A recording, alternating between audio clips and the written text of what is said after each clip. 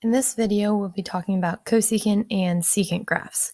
So we'll start with cosecant, and if you recall, cosecant is the reciprocal trig function of the sine function. So as you can see here in step 1, first thing we want to do is graph as if it were the sine function, and this includes the parameters. So if the cosecant function has parameters, we want to include those as well.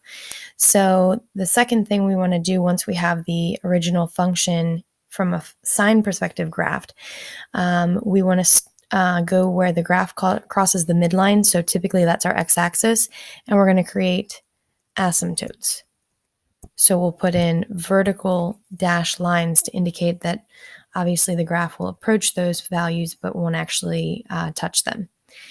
And then with a cosecant, and later we'll find the same with the secant graphs, the absolute maxima, meaning the maximum for the entire graph, actually becomes the relative minima, and the reverse then, the absolute minimum, become the relative maxima.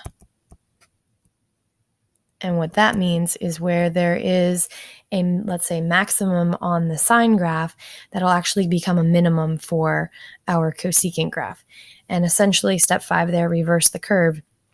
We're going to see that the cosecant graph is literally going to flip over the direction that the curve is taking in between those dashed vertical lines that are the asymptotes. So let's actually go ahead and take a look at the cosecant graph.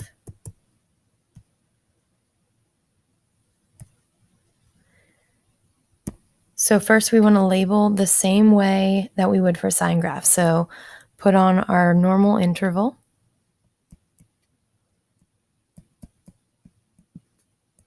And the period, because we're doing the reciprocal of sine, is the same for cosecant. So in this case, I'm actually going to show the positive and the negative side.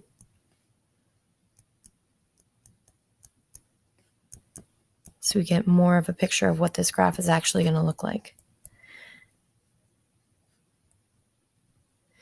Now, when I graph the original sine function, I'm actually going to use a different color to indicate that that is not truly the graph that we're looking at. So sine function, if you recall, starts at 0, 0. It goes up to our maximum, which the normal max is at 1. Goes back to that midline, hits the minimum, and then back to the midline. And then if we replicate the process going backwards, we see this graph right here.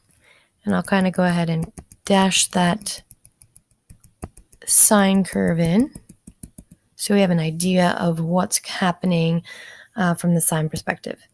Now, when we draw our next step, we're going to put in the dashed lines anywhere that the sine function is actually crossing our midline. So the y-axis would be 1, and then basically all the multiples of pi.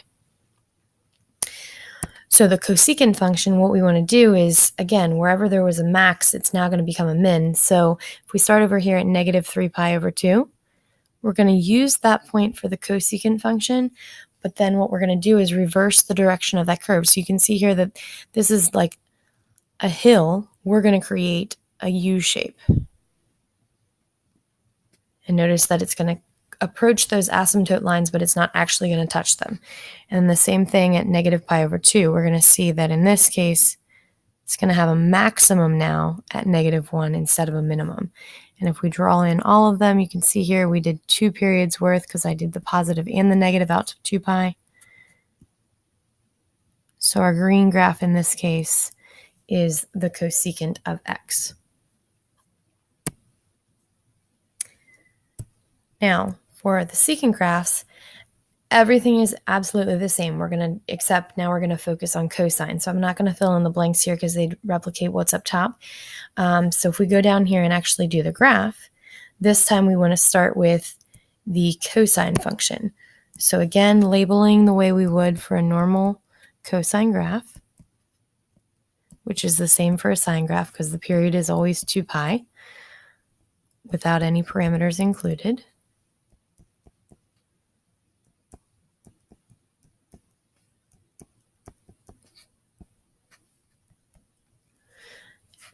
But this time when we go to graph, cosine starts at our maximum, hits the midline, goes down to the minimum, and back up towards the max. And again, I'm going to go into the negatives so we can see a little bit more of this graph for the first one. Same deal as before, I'm going to draw in the asymptote lines anywhere that the cosine graph is touching 0. So you can see that these are now different because on the sine graph, it hit at multiples of pi. Here it's hitting at multiples of pi over 2, the odd multiples. And now I want to reverse the curve again. So if we start here at negative pi, so we can see a full reversal, we're going to see that the maximum at this point is now -1, and it's heading down towards negative infinity. Same deal here at 0. We've got now a minimum of 1, which used to be a maximum of 1. And we can continue that process. So we're going to see more than one period. But unlike the cosecant function, when we look out here at 2 pi and then again at -2 pi, we're going to see half of a kind of parabola type shape instead of a full one. Because again, the cosine function and the sine function are just a phase shift away from one another, as would be the cosecant and the secant function. So if we go ahead and clear out the graph that we have here, I'll show you how to do one from a parameters perspective. So let's take a look at our first example, which is going to be y equals 2 cosecant, and then we'll do x plus pi over 4. So again, first step is to produce everything as if it were the sine graph. So I'm going to do everything for sine in the red color here. So that means our a value is 2. So it's going to have, the sine function is going to have a min and a max at positive and -2. And the c value, the starting value, is going to be at negative pi over 4. So I need to make sure that this is starting at negative pi over 4 instead of at 0. And the period is still 2 pi, that didn't change, and the midline is still going to be at 0, 0. So I'm going to label my graph the normal way since I'm still having a period of 2 pi.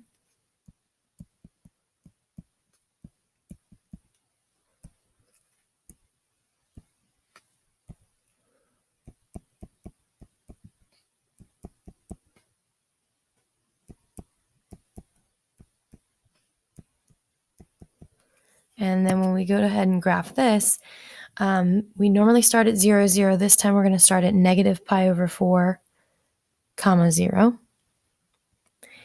And then our interval here is still moving up on my graph 2 dashes. We're still moving up pi over 2 every time we change position here. So I'm going to jump over to positive pi over 4 and hit the maximum. And then again, I'm going up by kind of 2 dashes each time and hitting that negative and positive 2 as my min and max for the sine graph. And again, I can go into the negatives and show a little bit more than one period worth of the sine function.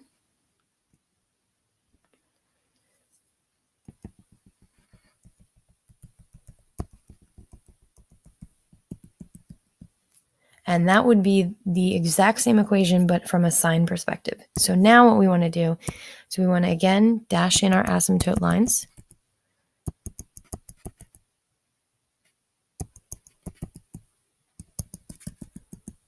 And then what we're going to see is when we actually draw in the cosine function, so I'm going to put a little dash here that this is what we're actually graphing in green.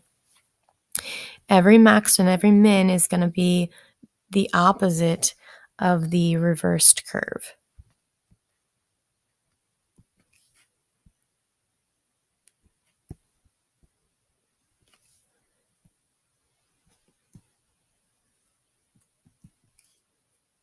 And there we have it.